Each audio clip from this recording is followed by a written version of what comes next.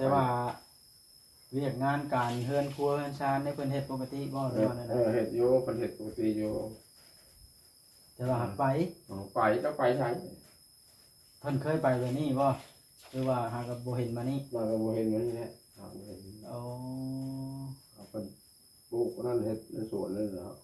เพิ่นปลูกบ่ผู้เดียวบ่นะ เพิ่นปลูกเพิ่นขุดนั่นแหละมันแดดนี่น่ะไปพุ่นเลยว่า เหมือน เพิ่นก็เอามะม่วงบ่หรือว่าไปอาศัยใช้เพิ่นบ่บอก เหมือนให้เจ้าบ่ จักแล้ว เจ้าให้ปลูกผู้เดียว จักแล้วก็ปลูกคือกัน เจ้าก็ช่วยเพิ่นอยู่บ่ ซอยอยู่ เป็นได้ ปลูกเพิ่นแล้วเพิ่นไปจักไปไหนเนาะ อืม อยากไปแล้วไปภาษานี่มีอะไรเอาเบิ่ง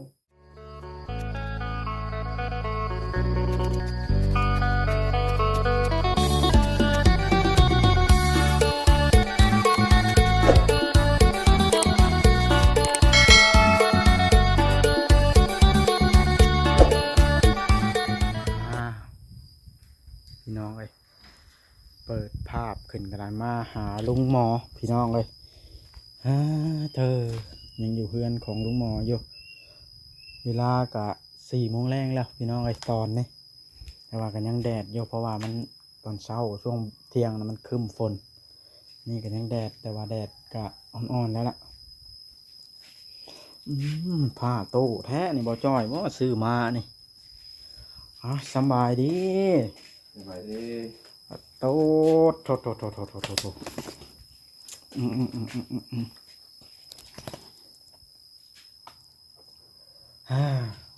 อยู่ผู้เดียวบ้านนี่เนาะ เดี๋ยว ผู้อยู่น้ำมาเป็นยังไงก็เรื่องราวนะ จักไปทางไหนนะ บ่ได้บอกเจ้าว่าแต่ว่าเครื่องคองเพิ่นเด้ ของมันยังอยู่ ยังครบ ยังครบ บ่แม่นสิซ้ำร้อยแบบจานลั่นแล้วก็เครื่องคองก็ยังอยู่ได้จานลั่นก็ได้ ยังเลยใจจักไปทางไหน ไปแต่หึงแล้วบ่เพิ่นไป เฮิงเกิดแล้วไปมันบอกเฮิงเกิดจักตรงนั้นขอกระนอนนอน เพิ่นไปใช่จ้ะเพราะว่าลูกเต้าก็บ่ให้อยู่เพื่อนอยู่ชาน จักไปไหน บ่ข้าวกันอีก แต่ว่า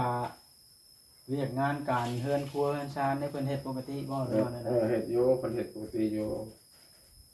แต่ว่าหักไป ไปก็ไปใช้ เพิ่นเคยไปแบบนี้บ่หรือว่าหากับบ่เห็นมานี่ มาก็บ่เห็นเหมือนนี้แหละบ่เห็น เอา เพิ่นปลูกนั่นเฮ็ดในสวนนั่นเหรอ เพิ่นปลูกบ่ผู้เดียวบ่นะ เพิ่นปลูกเพิ่นขุดนั่นแหละมันแดดนี่น่ะไปพุ่นเลยว่า เหมือน เพิ่นก็เอามะม่วงบ่หรือว่าไปอาศัยใช้เพิ่นบ่บอก เหมือนให้เจ้าบ่ จักแล้ว เจ้าให้ปลูกผู้เดียว จักแล้วก็ปลูกคือกัน เจ้าก็ช่วยเพิ่นอยู่บ่ ซอยอยู่ เป็นได้ ปลูกเพิ่นแล้วเพิ่นไปจักไปไหนเนาะ อืม อยากไปแล้วไปภาษานี่มีอะไรฟังเบิ่ง เป็นแบบจันลั่นแล้วบ่เนาะ ฟังเบิ่งไปสิไปใช้ อืม ไปแล้วไปไป สร้างเป็นแท้นี่หนีไปแล้วเนาะแต่ว่าจักหนีไปไส จักออกหลังจากเครื่องวันไปไหน แม่นเพิ่นบ่ทนอยู่ดอกบ่ จักอะไร ให้แต่เพิ่นเฮ็ดเวียก บางคนเห็นได้เนาะ เพิ่นสิไปไสเด้ จักคนจะไปใช้ต้องบ่เห็น ที่จันลั่นแหละดีบ่ได้ไปได้เพื่อเจ้าใช้เวียกหลายเจ้าบ่ได้ใช้ปานใดบ่ บ่ได้ใช้เนาะมันเป็นเรื่องเข้า นึ่งข้าวเฮ็ดกินง่วงน้ำอาบมาข้าวมาน้ำ มาเข้ามาเนาะ เฮ็ดกินเฮ็ดอยู่ ไอ้กินเรียนอยู่คือตัวเองเนี่ยเนาะ ปลูกมักตรงมักแตงทั้งนั้นแหล้วเนาะเจ้าได้จ้ะบ่ได้เฮ็ดหยัง บ่เฮ็ดคือกัน เพิ่นเจ้าผมบ่ได้เฮ็ดหยังเพิ่นบ่หนีเนาะ ไอ้ใจเฮ็ดยัง ตายมันผู้เฮ็ดหยังเพิ่นบ่หนีพี่น้องเอ้ยอันนี้ก็หยอกกันหมอพี่น้องเอ้ยเฮ็ดบ่ได้เนาะ เอ็ดบ่ได้ตากเครื่องใส่เนี่ยเขาหมดลงเอาออกตากออกนะบ่ได้ใส่แล้วเนาะเอาออกตาก อ๋อ เอาเครื่องเอาออกตาก เอาเมืองตอนแรงเนาะคันบ่เห็นมาแรงมื้ออื่นแล้วคันยังบ่มาอยู่แล้วมันเป็นแบบจันลั่นเนาะ มันเป็นร้านเก็บบ่เห็นแมลง แต่ แต่ว่าบ่ได้มีข้อต้องห้ายต้องเถียงกันบ่ บ่ได้ ข่อยได้ยินบ่จ้อยเล่าว่าเจ้าเครียดมันเครียดเรื่องอันห้ายกันนี่บ่ ว่า คือเจ้าบ่ได้ห้าย บ่ได้ให้แล้วเพิ่นไปอยู่เรื่อยๆไปว่าได้ไปแล้วเพิ่นบ่มาบ่นี่เป็นจะร้านนี่แล้วบ่จักแล้ว ไปว่างๆก็จะลั่นนี่บ่ได้เป็นแน่เนาะ แม่นเจ้าเว้ากับเพิ่นแบบดูถูกเพิ่นบ่ บ่ แม่นบ่าวลั่นก็ได้คือกันน่ะหนีไปแล้วปึ้งบ่มานะ บ่ได้ว่าอย่างนั้น ก็ฮู้อยู่แต่มาอยู่น่ะเนาะว่าเจ้าน่ะเฮ็ดหยังบ่ได้ เฮ็ดยังบ่ได้นี่ เจ้าน่ะเฮ็ดแทนเจ้าทุกอย่างอยู่แล้ว แม่นแล้ว แม้แต่โคตรน้ำมากินเนาะ ของเฮาเฮ็ดยังบ่ได้เนาะโอ้ทนได้ก็ทนโอ้ทนบ่ได้ก็ไป ก็ยังมาอยู่หั่นนะ ก็ยังมาอยู่ก็อยู่ บ่ได้หรือว่าบ่ได้ก็บ่ได้มีผู้บังคับ อืม อยากอยู่ก็อยู่ อยู่ เจ้าบ่ได้ห้าม อืม อยากไปก็ไปโอ้เข้าใจเด้ บ่ได้ห้าม ลม เลย พัด ลมพัดประตูจนชิดแล่นข่อยนี่ตกใจ บ่ได้ห้ามได้เพิ่นอยู่ได้ก็อยู่เพิ่นอยู่ได้ก็ไปตามใจเพิ่นโอ้โหอยู่ว่าเฮานี่เฮ็ดหยังยังบ่ได้ แล้วก็สิมาเครียดเฮาเด้ อืม บ่ได้แน่เนาะ อืม อืม เฮ็ดหยังบ่ได้ได้ เจ้าชังชัยเพิ่นไปทางไหนเก็นี่นะ จักเอาหมดจัก ที่แน่ๆแล้วเพิ่นบ่ได้บอกเนาะ เพิ่นบ่บอกไปหั่นเด้ไปนี่เด้เพิ่นบ่บอกแล้วบ่บอกไปหั่นเด้ไปนี่เด้เพิ่นก็บ่ได้บอกอย่าแล้ว เรื่องประเทศการซ้ำรอยอีกแล้วลุงหมอ อืม คันสมมุติว่าผู้นี้ไปเลยแบบบ่าวลั่นในเจ้าสิเอาไผมาอยู่นำเฮ็ดกิน อย่าแล้วบ่ ฮะ อย่า อย่าอีกล่ะ อย่า ควมความใจลั่นคือว่าอย่าแล้วบาดนี่ว่า อย่ามีผู้มาเนาะเอาอีกเอานี่เล่น แม่นตัวว่าข่อยบ่คือเหลียวหน้านี่เนี่ย บ่ หรือมันอดหัวบ่ได้ โทรบ่ได้มาแล้วไปเนี่ยไปหูจักอยู่เฮาเฮ็ดบ่ได้เนาะโอ้ยมาอยู่มาแบบนี้ เจ้าบ่ได้มีทางที่บังคับ หรือว่าเจ้าบังคับให้เพิ่นเฮ็ดเวียกเกินไปบ่ บ่มันบังคับแล้ว ฮู้อยู่หน้าที่ของตัวเอง หน้าที่ของเพิ่นนี่มีหยังแน่เนาะ นั่นเองคนนั้นนึ่งข้าวดังไฟต้มน้ำปลูกปักปลูกมีคนปักคนมีนี่แหละตักน้ำเข้าห้องน้ำนี่คนเท่านั้นแหละ จะเวียกเจ้าได้บ่เนี่ย เรียกค่อยน่ะอยู่ก็อยู่เห็นหยังบ่ได้ จ้า เห็นหยังบ่ทันได้ แม่นอันนี้นี่บ่ก็สิอดบ่ได้ไผเข้ามาข่อยก็สิอดบ่ได้ทั้งมวลนะบัดนี้คันแบบนี้เนาะ อันนี้นะบ่แม่นหยังดอกพี่น้องเอ้ยก็คือเรื่องของเรื่องน่ะฮู้อยู่แล้วว่าเขามาน่ะมันต้องได้เฮ็ดเวียกมาอยู่นํลุงหมอน่ะก็ยังมาอยู่หั่นนะอันนี้ก็บ่แม่นความผิดของลุงหมอเด้นี่เนาะคือเป็นความผิดของเจ้าวะ โอ้อยู่ว่าเฮาเฮ็ดหยังบ่ได้บ่ทันเฮ็ดหยัง ก็ยังมาอยู่แต่แรกๆนะ ยังบ่เข้าอยู่แล้วบ่อยู่แค่นั้นเห็นเลย เจ้าหัวอย่างนี้เนี่ย โอ้โห หัวตัวเองเนาะแต่ยังดี หรือว่ามีความสุขบ่คันคอยเข้ามาหา แม่น่ะแม่น่ะดี แต่ละคนเข้ามาหานี่บ่าวจ้อยบ่าวอลิข่อยนี่ไผมาหาจะมีความสุขที่สุด เจ้านี่แหละ โอ้ เจ้ามาขอสิหัวนะ คันผู้อื่นมาเจ้าบ่อยากหัวปานใด บ่จะหัวไปอันนี้แล้วกันเนี่ยอยู่ในกินค่อยๆกินนี่กินรอดนี่กินนะให้เขากินหลายแล้วค่อยกินน้อยตัวเรากันแต่บ่ถึงใจเพิ่นเด้ของเขาได้เฮ็ดหยังได้เฮ็ดวิอยากได้ ไปมาก็ตามประกาศตรงนี้เลยเนาะประกาศอีกครั้งหนึงไผคันว่าไผยังมาอยู่อีกแล้วแม่นสมมุติผู้นี้ไปเลยนะแล้วแม่นได้เฮ็ดเวียก ได้เฮ็ดเวียก แทนเจ้าผู้อัน แทนกว่า นํแต่ล้างสุโคกขึ้น เลยแล้วโอ้ยเพิ่นได้ใช้เกิดบ้านกันเรือน บ่ว่าเราล้างสุโคกเจ้าก็ล้างเองได้ได้ไปตามนั้น ได้ดอก ว้าวจนเป็นตาช่างแทบบาด ได้แล้ว ว้าวอันใดก็เป็นลึกโคตร ห้อง เนาะ น้ำเขาห้องน้ำนึ่งข้าวเฮ็ดอยู่เฮ็ดกินปัดเงินปัดซานนี่แหละเฮ็ดนำมาก่อน ผู้อัน วัน เจ้าหน้าที่เจ้าละนั่นอันเด้อบ่นั้นหกเอาน้ามากินไปนี่บ่ บอกวันวัน ให้เพิ่นขึ้นเอง เฮ็ดเอง กินข้าวอิ่มแล้วเลียวใช้เพิ่นแล้วให้เพิ่นขึ้นบ่ กินข้าวเองนี่น่ะ บ้านอยากหิวน้ำแล้วอันนี้บ่ บ่ได้เรียนก็บ่ได้เรียนเนาะเขาเฮ็ดเองเขา แม่นคนพ่อกันรุ่นราวคราวเดียวกันแล้วมันอันใช้กันเกินไปแล้วมันทนบ่ได้น่ะมาท่านหมอ จักไปเบิ่ง อย่าพาวเนาะอย่าพาวมองในแง่ลบเกินไป เบิ่งไปก่อนเลยกัน มีแต่ว่าบ่พามองในแง่ลบคนไปพี่น้องFC ทุกท่านเนาะบางทีเรามีเวียกไปคือท่านหมอเดาแล้วว่าเพิ่นไปเอามะม่วงหรือเอาหยังกันบ่จักแต่ว่าน่ะไปโดนเติบแล้ว โดนเติมนั่นเลย เห็นบ่คนเราไปนะ บ่ เจ้าน่ะไป YouTube พุ่น มันถูกคนโมงที่ใช้กินข้าวแล้วก็ออกไปยูทูบน้อยนั่น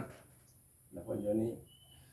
ค่อยสิขอเว้าตรงๆเด้อลุงหมอแบบบ่ย่านเจ้าเสียใจเด้อ เลย สิพังกันกับพัง เลย ในฐานะข่อยผู้ช่วยเหลือบ่แม่นท่านเจ้าบ่ฮักแพงบ่นับถือกันก็ได้หันนะ เลย เวลาคนมาอยู่นำละให้ถนอมน้ำใจกัน เพื่อเข้าใจเพิ่นใจโต เลย เฮาสิใช้เพิ่นนั่นนี่อ้างว่า อันนี้เป็นเพื่อนเจ้าของลายก็บ่ดี เลยบ่ได้ใช้นะ เด้อเพราะว่าคนเฮามันก็มีเกียรติมีศักดิ์ศรีคือกัน เลยปล่อยเลย สาเหตุคนเฮา เพิ่นบางทีเพิ่นมาอยู่นำก็บางทีเพิ่นก็มีเหตุผลของเพิ่นอาจสิเบิดบ่อนไปอีหลีก็มี เลย หรือว่าเพิ่นมาอยู่อยากได้นั่นได้นี่ก็มีเพราะว่ามันหลายมุมมองอันนี้ข้อยก็บ่ฮู้จักความจริง แต่ว่าถ้าเขามาได้อยู่แล้วก็ล่ะให้ถนอมน้ำใจกัน เล เพื่อย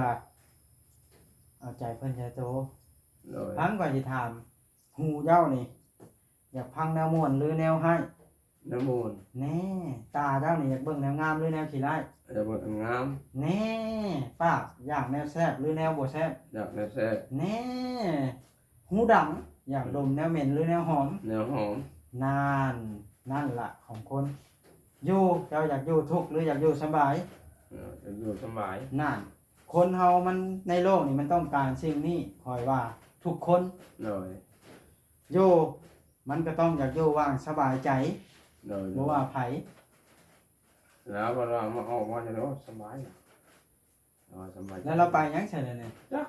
าไปใส่ หรือเราเว้าต่อหน้าเจ้าซื่อว่า ต้องแล้วเราต้องเราไปสิ พังเอาเด้อน้องนุ่งหรือว่าลูกหลานเว้าเพิ่นสิเป็นเด็กน้อยก็ย่าแต่ว่าเฮาก็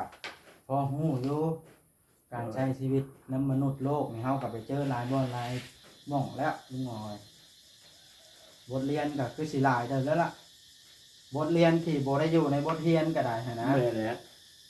อยู่ในบทเรียนบางทีเฮาไปใช้ชีวิตจริงนี่อาจสิบ่มีได้ลุงหมอเอ้ยเรื่องของเรื่องนะ เราไป แต่ว่าถ้าผู้นี้แตกหนีไปคือเบาลั่นนี่ค่อยก็ลำบากใจน้ำเจ้าอยู่ได้ลำบากใจบ่อนที่ว่าบ่มีผู้เฮ็ดให้กินแล้วก็เฮ็ดเองยังบ่ได้ยังบ่แข็งแรง ไปมาแล้วนี่ไปมาแล้วนี่เนาะ ไผมาละหนี้ไผมาละหนี้ถ้าเว้าแล้วหนี้อหลีหั่นนะนี่ก็เว้าสมมุติไว้เนาะพอพิจารณาตัวเองแล้วเด้ แม่เนี่ย เนาะเจ้าก็ฝึกซอยตัวเองให้มันดี แม่เนี่ย มีว่ามื้ออื่นพุ่นแล้วข่อยสิมาจอบเบิ่งอีก โดย เพราะว่าเจ้าก็บ่ได้มีโทรศัพท์โทรเนาะ บ่มี ว่าสิอยู่กับไผสมมุติแล้วหนี้อหลีหั่นนะ โดย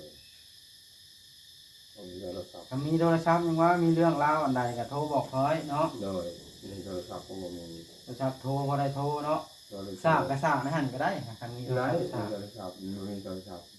จำจากโคมจากโทรศัพท์จากได้หั่น มีโทรศัพท์เราว่ามีโทรศัพท์เราเลยโทรศัพท์มีเราบ่มีเหลือมี ข่อยก็เห็นบ่จ้อยเอาเงินให้เจ้าอยู่จ้ะ ฮะมือให้ก็ จักแสน 200,000ดอก โอ้พอได้ซื้อปลาทูมากิน อืม พอได้ใช้จ่ายเนาะ พอได้ ไอ้นัวน่ะคือสิใช้บ่เบิดดอกเนาะ ยัง มาหลาย ยัง อย่าง ยัง พวกเกลือเป็นนัวนี่ ประเด็กยัง ถ้าสิใช้เป็นปีก็บ่เบิดเลยเนาะ มันพอได้ซื้อน้ำกินหน่อยซื้อน้ำกินแน่ ไว้ซื้อน้ำกินเด้อ ซื้อน้ำ ไผเอามาให้นางกินกันซื้อ เราเนี่ยแบ่งมาเราไปซื้อ สมมุติเราบ่อยู่ไผสิแบกบาดนี่ บ่มี เราต้องไปใช้ลูกหลานเด้อ เป็นเราบ่อยู่ก็จะได้ คือว่าคอยเข้ามาพุ่นแล้วใช้คอยมื้อหน้ามื้อในมันว่าบ่มีผู้มาอยู่นำอหลีนะคอยก็ช่วยเหลือเพื่อหยังเพื่อเอาบุญเจ้าไปช่วยเหลือตัวเองบ่ได้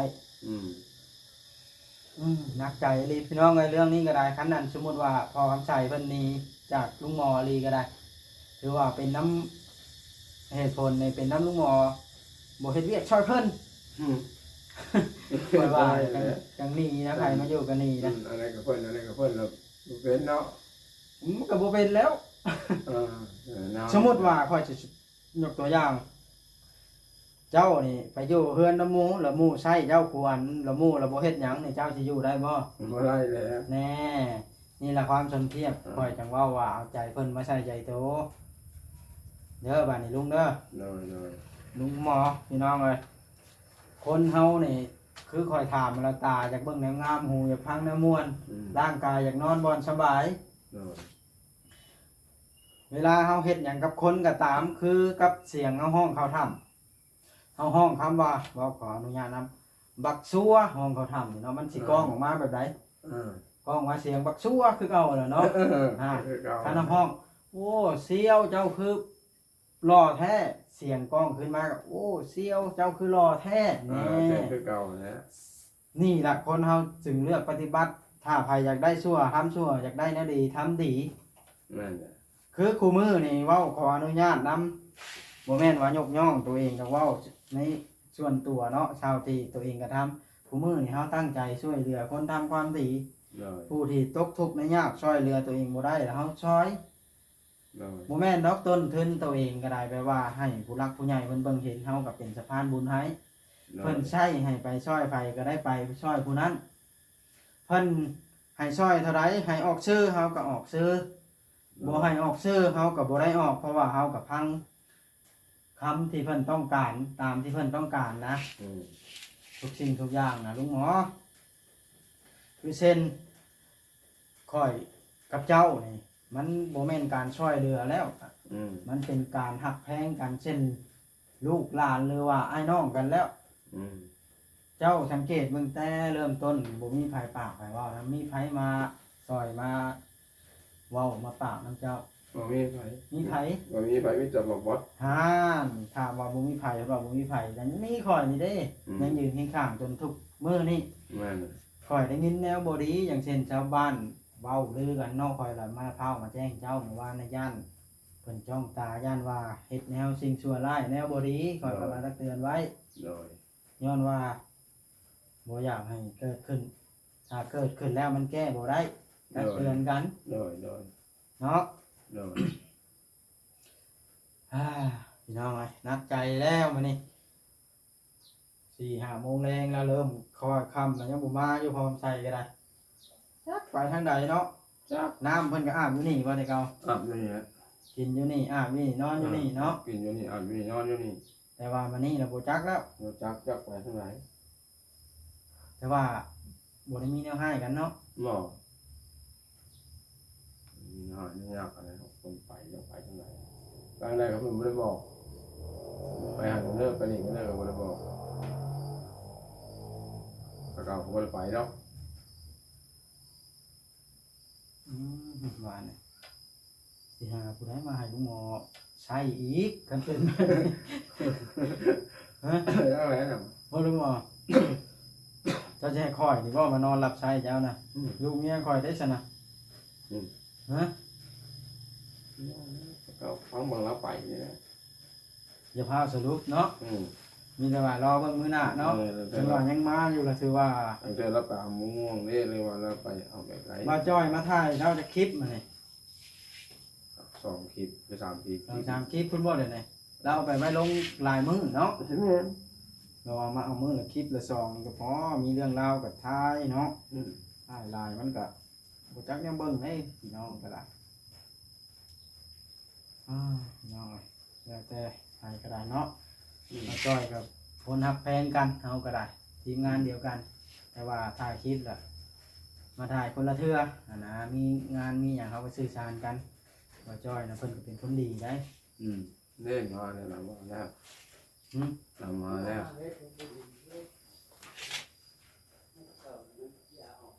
ฮะเป็นอะไรก็เป็นน้องลุงหมอ โดย มีแต่ว่าให้ลุงหมอนะอันนั้นท่านเห็นแล้วล่ะบอกว่าจะเจือ โดย เรื่องราวก็ได้ว่าอยู่นี่มันก็คือเว่าละเจ้าก็บุกแข็งแรงเนาะ โดย แทนกูอันโยกไม่แต่โยกน้ำให้อาบ โดย เนาะ โดยเห็ดบกว่าใช่ไหมอันนี้เห็ดบ่ได้หนึ่งเขาเอาไฟ เดี๋ยว เอา ออก น้ำมาครับ เนื้อออกแล้วมันแดดมันเอ้าเนาะมันบ่แดดแต่มันเอ้าเนาะ โดย เอามีแต่ว่าก็จะได้จบคลิปลงแล้วลุงหมอยคอยเบิ่งนาทีมันก็คือสิยืดยาวพอสมควรย่าน FC เบิ่งบ่ฮอดเด้อ โดย จังใดก็สู้อยู่ดีมีแห้งคือเก่าล่ะเด้อ โดย มีแต่ว่าอยู่น้ำกันถ้าละมาก็ถนอมน้ำใจกันหักแพงกัน โดย เด้อ โดย เอาโอเคข่อยก็สิได้กลับเมื่อหาครอบครัวแล้วข่อยก็ได้ทุกคนก็คือเว้าละบ่ให้มาซุ่มแซวหลาย โดย โดย มาเล่นกันเวียงเว้นกับมาโลดบ่แม่นว่าบ่อยากให้มาดอกช่วงนี้เพิ่นเบิ่งบ่ดีก็อย่าพาวอันนั้นย่านเพิ่นสงสัยจังซั่นจังซี่เฮาบ่ได้เฮ็ดหยังก็ตาม เพราะว่าคนเฮาก็ต้องคือเว้าหั่นละเนาะ โดย ต้องเอาตัวเองซะก่อน โดย โอเคจังใดก็อยู่ดีมีแฮงสำบายดีเด้อขอสิกลับก่อน โดย